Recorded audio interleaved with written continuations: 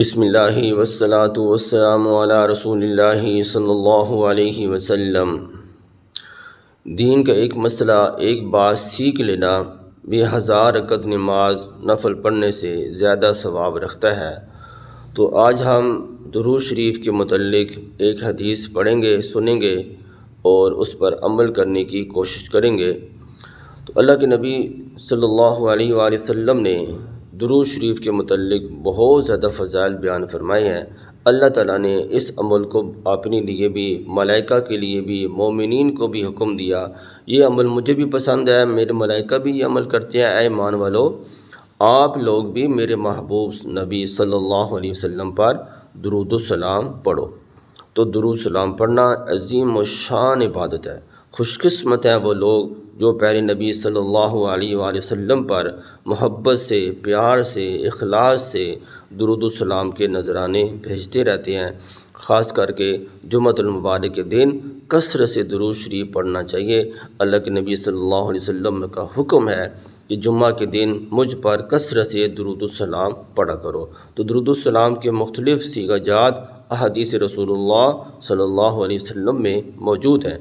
ان میں سے ایک حضرت عبداللہ بن عباس رضی اللہ تعالیٰ عنہما فرماتے ہیں کہ اللہ کے نبی صلی اللہ علیہ وسلم نے فرمایا کہ جو شخص یہ درود شریف ایک دفعہ پڑھے گا، یعنی کہ ایک دفعہ یہ درود شریف پڑھے گا تو کتنا ثواب اس کو ملے گا؟ فرمایا کہ 70 فرشتے 1000 دن تک اس کا ثواب لکھتے رہیں گے، اور مشقت سے، یعنی کہ ایک دفعہ جو آدمی درود شریف پڑھے گا تو فرشتوں کو اس کا ثواب لکھنے میں دقت ہوگی، وہ مشقت میں ڈل جائیں گے۔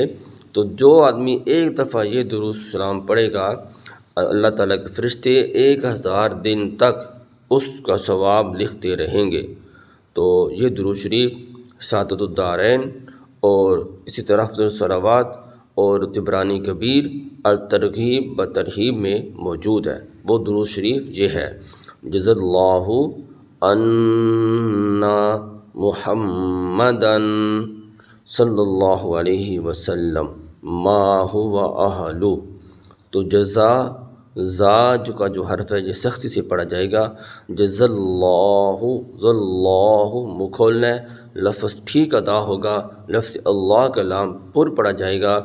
جزا اللہ عنا، یہاں پر غنہ ہوگا، عنا محمدً، محبت سے نام لینا ہے، غنہ بھی ہے، اور پیارے نبی صلی اللہ علیہ وسلم کا نام ہے، اور ہونٹ جڑیں گے، نام کو بوسہ ملے گا۔ محمدً صلی اللہ علیہ وسلم ما هو اہلہ۔ اللہ تعالیٰ مجھے بھی اور آپ کو بھی سمجھ اور عمل کی توفیق عطا فرمائے۔